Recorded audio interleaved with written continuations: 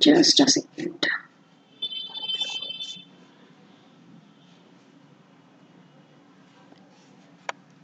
Hello friends, here I am Akshay Gupta and welcome to let's crack it.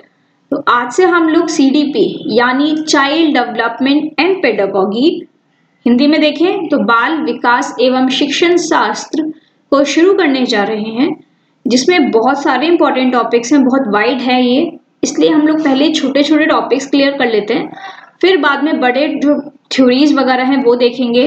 Like theory हो गई पियाजे की theory हो गई, कोहलबर्ग की थ्योरी हो गई, वाइगॉत्स्की की थ्योरी हो गई, एरिक एरिक्सन की थ्योरी हो गई, फ्राइड की साइको एनालिटिक थ्योरी हो गई। तो बहुत सारी थ्योरीज हैं, इनको बाद में देखते रहेंगे। अभी IQ समझते हैं कि IQ इंटेलिजेंस क्वोशिएंट होता क्या है, IQ का मतलब क्या है, किस तरह से हम IQ को क्लासिफाई करते हैं, IQ दिया किसने वर्ड था, इन सब चीजों को समझते हैं। ओके, तो चलते हैं आगे। हाँ, अगर आप वीडियो को पहली बार देख रहे हो तो वीडियो को लाइक करके शेयर करना ना भूलें, और साथ साथ चैनल को सब्सक्राइब करके बेल आइकन को प्रेस करना ना भूलें, ताकि वीडियोस के सारे लेटेस्ट नोटिफिकेशन आपको एकदम मिल सके। ओके, देखते हैं आप। देखिए, जैसे सबसे पहले है intelligence. What is intelligence? Intelligence exactly होता क्या है? अगर मैं डेफिनेशन की बात करूं, डेफिनेशन में लिखा हुआ है द होल ऑफ कॉग्निटिव और इंटेलेक्चुअल एबिलिटीज, सारी कॉग्निटिव या intellectual abilities required to obtain knowledge, जिससे कि हमें नॉलेज मिल रही है, फिर उस नॉलेज को यूज करना एक अच्छी तरह से प्रॉब्लम्स को सॉल्व करने में, जिनका एक गोल होगा और एक स्ट्रक्चर होगा। अगर मैं आपको एग्जाम्पल की बात करूं, लाइक हम लोग बच्चे को, या इसको समझते हैं पहले कि डेफिनेशन है क्या। सारी एबिलिटीज हमारी कि हम लोग किसी नॉलेज को ले पा रहे हैं, किसी चीज को समझ पा रहे हैं, और फिर उस नॉलेज को यूज कर रहे हैं प्रॉब्लम सॉल्व करने में, जिनका एक गोल रहेगा, एक स्ट्रक्चर रहेगा। एग्जाम्पल में अगर आपको दूं, हम लोग एक छोटे बच्चे को अल्फाबेट सिखाते हैं ABCDE ना। हम लोग सिखाते हैं कि भाई A फॉर एप्पल होता है, B फॉर बॉल होता है, C फॉर काउ कैट होता है। अब अगर उसको बोला जाए कि कैट की स्पेलिंग बताओ, तो सबसे पहले हमें क्या देनी पड़ेगी, उसे नॉलेज देनी पड़ेगी अल्फाबेट्स की, कि अल्फाबेट्स होते क्या क्या हैं। उसके बाद वो जो ये नॉलेज होगा, अल्फाबेट्स की जो नॉलेज होगी, उसको एक अच्छी तरीके से यूज करेगा प्रॉब्लम्स को सारे को अपनी सॉल्व करने में, मतलब कैट की स्पेलिंग बताने में। ओके, अब इसका भाई एक वेल डिस्क्राइब गोल था कि हमें बच्चे को एनिमल्स के नेम सिखाने थे।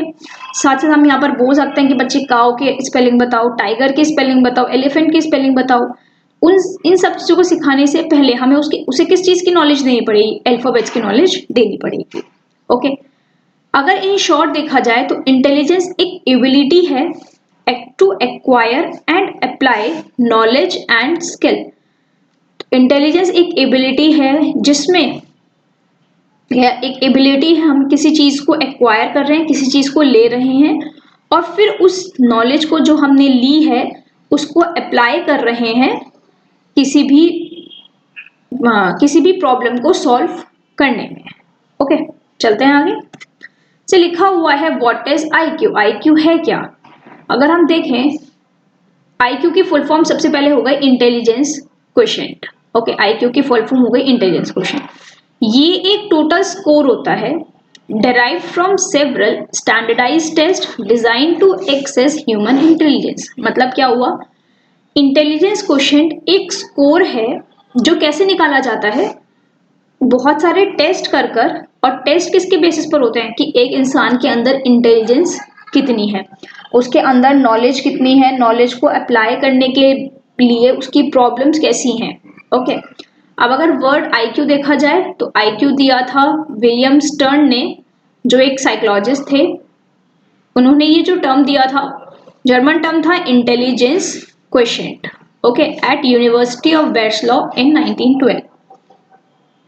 तो भाई सबसे यहाँ पे इंपॉर्टेंट जो चीज आती है, बहुत ज्यादा इंपॉर्टेंट, जो एग्जाम में आती ही आती है, वो ये है कि IQ टर्म किसने दिया था। तो IQ टर्म जो दिया था वो विलियम स्टर्न ने दिया था, और कब दिया था, 1912। ओके, ये चीज बहुत इंपॉर्टेंट है, कई बार पेपर में पूछ जाती है, मतलब मैक्सिमम टाइम्स आप लगाओ पेपर में पूछी ही जाती है। आईक्यू से रिलेटेड आईक्यू का फॉर्मूला पूछ लेते हैं, आईक्यू से रिलेटेड ये क्वेश्चन पूछ लेते हैं, वेल वो आगे करेंगे अभी यहाँ इतना ही समझते हैं कि आईक्यू की फुल फॉर्म हो गई इंटेलिजेंस क्वोशिएंट, और दिया किसने था, विलियम स्टर्न ने। ओके, अब आती है level of intelligence. Level of intelligence may be directed as follows. अब भाई किसके अंदर कैसी इंटेलिजेंस है, कैसे आईक्यू रेंज है, वो हम लोग अब देखते हैं। अगर 69 एंड बिलो है, 69 से भी कम इंटेलिजेंस आ रही है, इंटेलिजेंस क्वोशिएंट आ रहा है, आईक्यू आ रही है, तो वो हो जाएगी एक्सट्रीमली लो। 70 to 79 है तो ट्विच कैरेक्टर्स, मतलब ठीक है, बहुत ज्यादा अच्छा भी नहीं है, बहुत मतलब बोलते हैं ना कि एवरेज से थोड़ा सा कम है, लो एवरेज से भी कम है बल्कि। 80 to 89 low average, 90 to 109 average, 110 to 119 high average, 120 से 129 सुपीरियर, 130 से अबव वेरी सुपीरियर। ओके, तो ये आईक्यू की क्लासिफिकेशंस हो गई कि आईक्यू को हम कैसे क्लासिफाई करेंगे। ठीक है, अब देखते हैं, अब देखो यहाँ पर आप देख सकते हैं कि ये भाई ये आइंस्टीन है,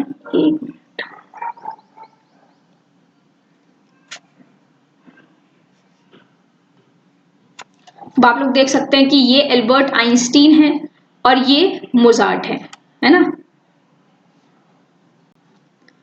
तो इन दोनों की आईक्यू आईक्यू आपने सुना होगा कि एल्बर्ट आइंस्टीन जो थे वो बहुत ज्यादा इंटेलिजेंट थे, उनका आईक्यू लेवल बहुत ज्यादा हाई था। कई बार तो पेरेंट्स कंपेयर भी करते हैं एल्बर्ट आइंस्टीन से कि उसकी तरह बनो, उसका दिमाग देखो कितना तेज था। तो इनका जो आईक्यू था वो 160 से अबव था। अब यहाँ पर क्वेश्चन आता है व्हाट अबाउट योर्स, तुम्हारा कितना है। देखते हैं आईक्यू का फॉर्मूला वगैरह क्या है। अब देखिए इसका इनका 160 से अबव था, मतलब आप यहाँ पर देखो 145 से अबव इधर आएंगे, मतलब एक्सेप्शनली गिफ्टेड, ऐसे लोग जो बहुत ज्यादा कम देखने को मिलते हैं। ओके, 130 से 145 की बात करूं तो ये सुपीरियर इंटेलिजेंस आ जाएंगे। 115 से 130 की बात करूं तो हाई इंटेलिजेंस हो जाएगी। 100 से 115 की बात करूं अबव एवरेज, फिर एवरेज, फिर लो इंटेलिजेंस और अनसेटिस्फैक्ट्री इंटेलिजेंस। ये भी कई बार बहुत कम देखने को मिलती है, ये भी वेरी लेस। ओके, बहुत कम देखने को मिलती है, मेनली जो मिलती है वो 85 to 100 या 100 to 115 ये वाली मिलती है देखने के लिए अक्सर। ओके, अब देखते हैं आईक्यू का फॉर्मूला क्या है। ये सबसे इंपॉर्टेंट है क्योंकि इससे क्वेश्चन कई बार पूछा गया है। तो आईक्यू का फॉर्मूला हो गया MA/CA × 100। MA क्या हो गई, मेंटल एज, यानी जो हमने टेस्ट से निकाली है, जो भी स्टैंडर्डाइज टेस्ट कर रहे हैं उनसे जो हमने निकाली है वो हो गई हमारी मेंटल एज। और क्रोनोलॉजिकल एज जो हमारी बोला जाए रियल एज, वास्तविक आयु जिसे हम बोलते हैं, तो वो हो गई हमारी क्रोनोलॉजिकल एज। तो आईक्यू का फॉर्मूला MA/CA × 100।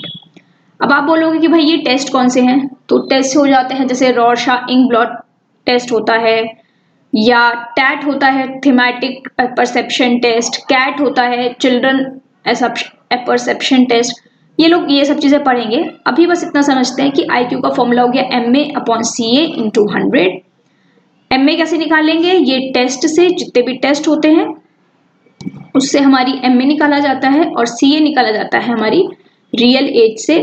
सपोज करो एक एग्जाम्पल लेते हैं, एक 3 साल का बच्चा है, उसका MA जो है वो 6 है, तो आप पूछा है IQ कितना है, तो हम फॉर्मूला लगा देंगे IQ = MA/CA। MA कितना है 6/3 × 100। ओके, आप यहाँ पर इसको कट करके आंसर सॉल्व कर सकते हैं।